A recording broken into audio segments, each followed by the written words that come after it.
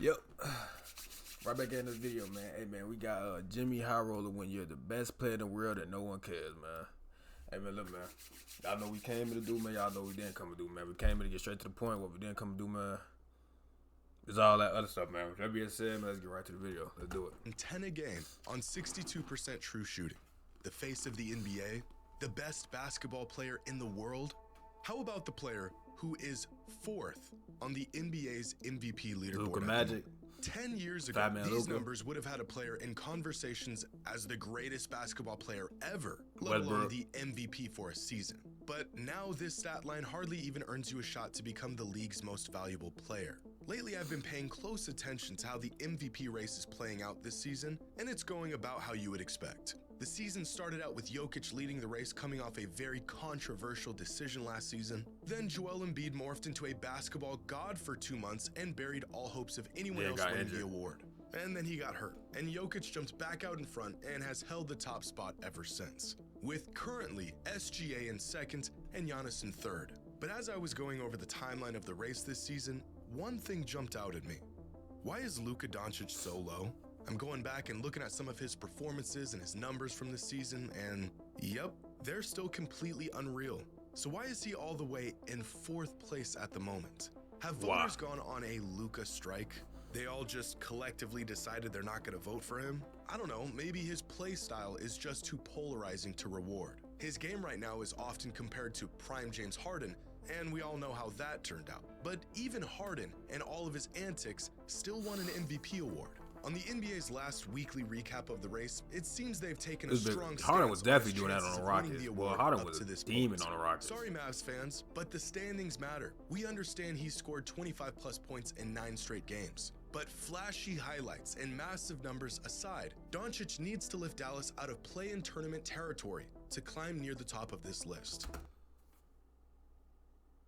Is he talking about the West? Where damn near every team is neck and neck? Is that what he talking about? How do you say that when damn near the whole West is all damn near neck and neck to each other? But that isn't true, is it? In fact, I know it's not, because other players have won just as many games as Luka is winning this season, with worse numbers and less individual dominance, and they still went on to win the MVP. Luka Doncic is being held to a higher standard than anyone else right now. And I think we might be looking at the MVP award and how we value players all wrong.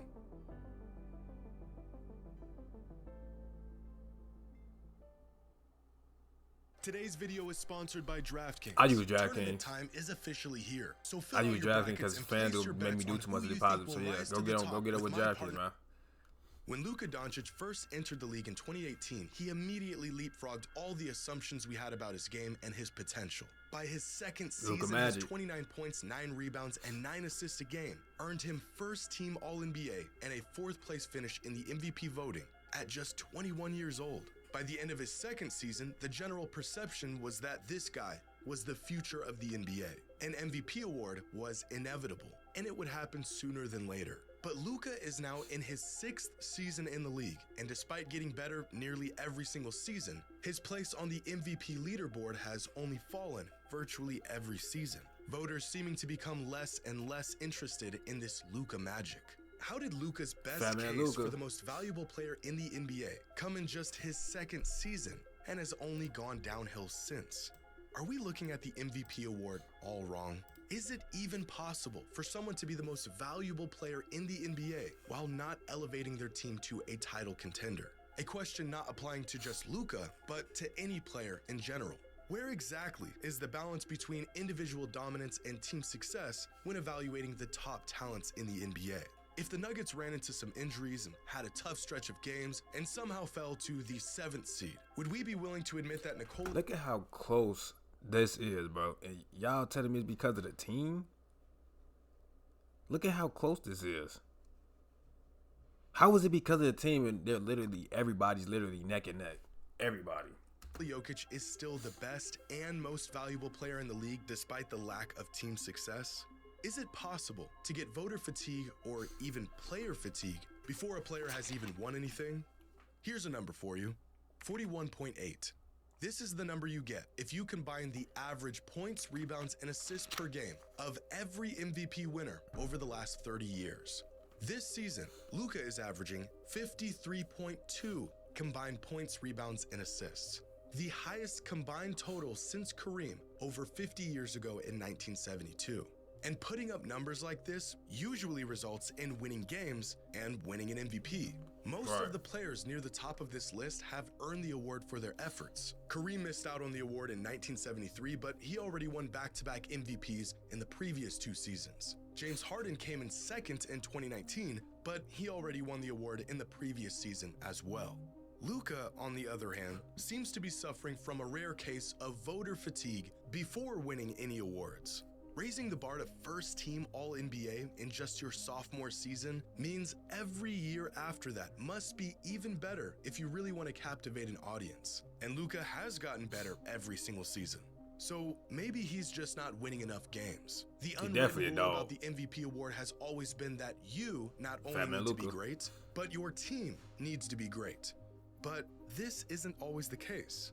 In fact, recently, it's hardly the case, and voters have not shied away from rewarding exceptional seasons, even if it didn't result in overall team success. In 1987, after just over 2 seasons in the league, Michael Jordan finished second in MVP voting ahead of generational talents and vets of the 80s, despite closing the season with a record below 500 and finishing the season on a stretch of 15 losses in 23 games. He was young, he was unproven, and yet voters were still so enamored by his individual dominance that they just looked past the lack of team success. One argument you can make for this season is the fact that it happened nearly 40 years ago in a league where numbers like this were unheard of. But a similar case of crazy numbers and individual performance outweighing overall team performance just happened again a couple seasons ago. In 2022, Nikola Jokic won the league MVP after finishing the season with just 48 wins and the 6th seed in the West. His numbers were incredible and his advanced metrics were even better. In fact, he was so good that the lackluster 48-win total was a bit of an afterthought for many voters. The only thing is, this season, the Mavericks are on pace to winning 48 games as well. And as loaded as Jokic's stat line was in that 2022 MVP campaign, Luka's numbers are just about as good this season. So how does one of these seasons earn a player his 2nd consecutive MVP, and the other hardly even earn a player a spot on the MVP leaderboard?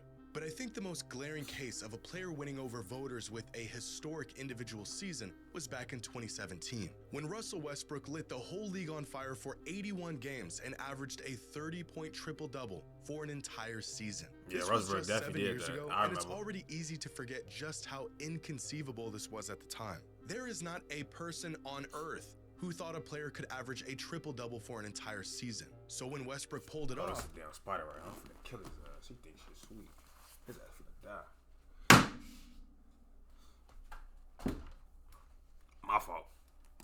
The MVP award had his name on it, and rightfully so.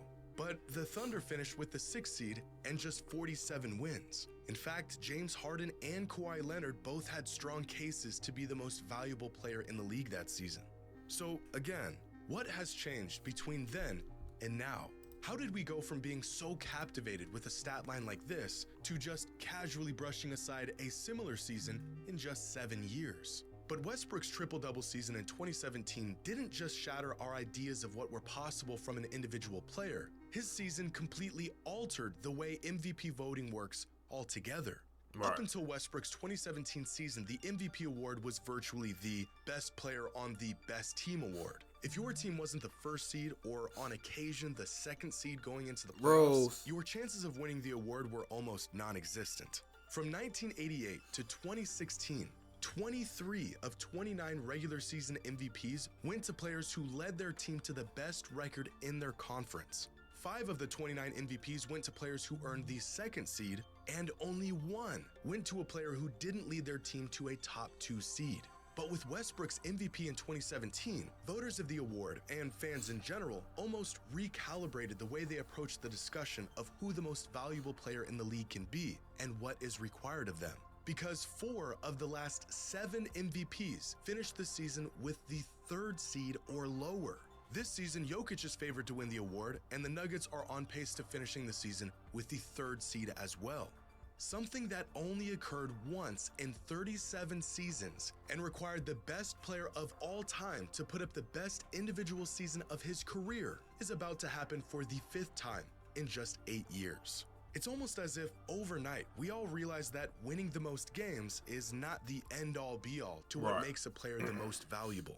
10 years ago, an NBA fan posted this on Reddit, and reading it is almost like jumping into a time machine and traveling into the past. He goes on to list the last 30 MVP winners and the seed they earned going into the playoffs, recognizing the correlation between winning the most games and winning the MVP. And he posted this with a note at the end that tells you everything you need to know about how the award worked just 10 years ago.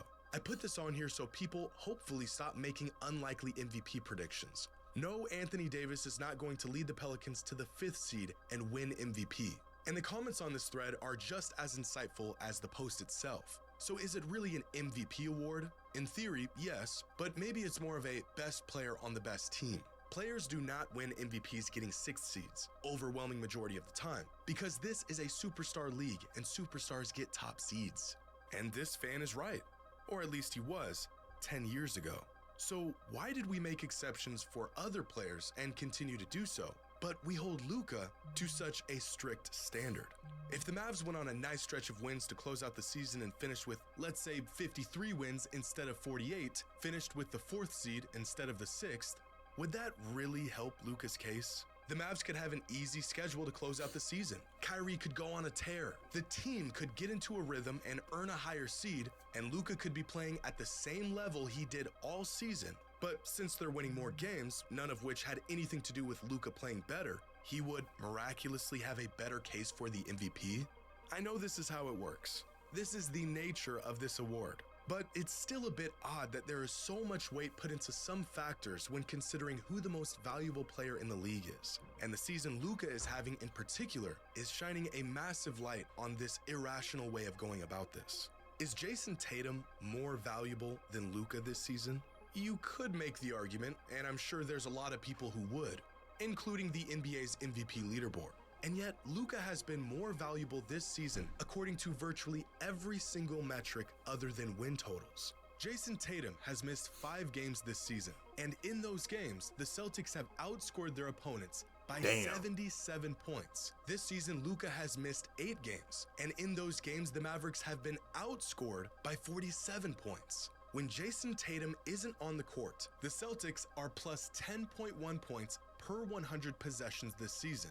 When Luka so basically what you said is they don't need Tatum, but the Mavs need Luka. I ain't gonna lie.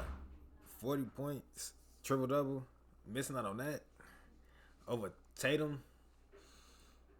That's kind of tough. I ain't gonna lie. They still got Jaylen Brown, Chris Stapps, they got Drew Holiday, Peyton Pritchard off the bench, Sam Hauser,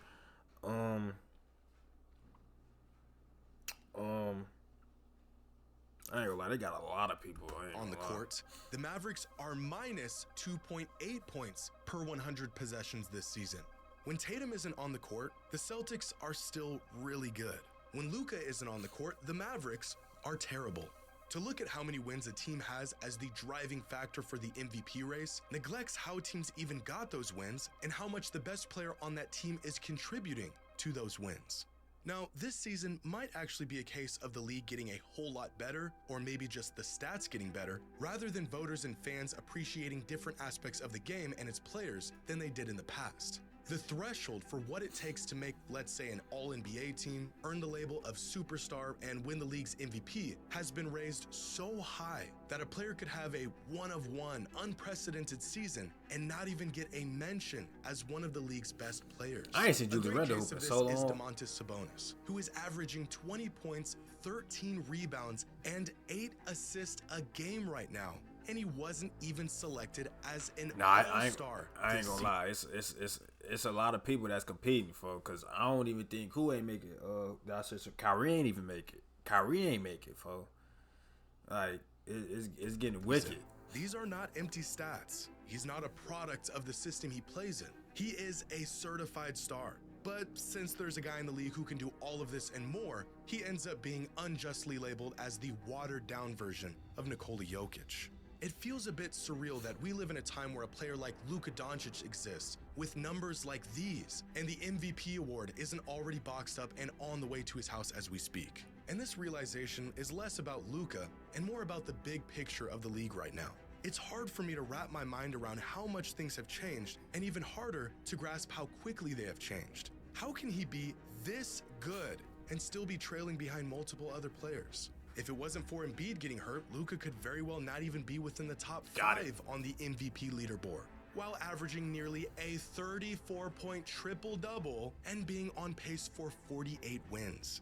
Which begs the question, what would a player in Luka's position need to do to win the MVP? With the 6th seed, an underwhelming supporting cast, and a handful of generational superstars to contend with, what would be the equivalent to the 2017 Westbrook triple-double season in 2024, where the numbers are just too absurd to ignore? Damn, they gotta have 50. 10 and 10, maybe 40 points, 12 rebounds, 40. and 12 assists a night on league-high efficiency? It sounds like hyperbole, but it's not. How good do you have to be to win the MVP in today's NBA? When you put the bar as high as Luka did at such a young age, how much higher would you need to go for it to be impossible for fans and voters to ignore your efforts? Or is the MVP award still just the best player on the best team award? Yeah, I ain't gonna lie, y'all. Luka definitely, I ain't gonna lie. That's tough. That's tough.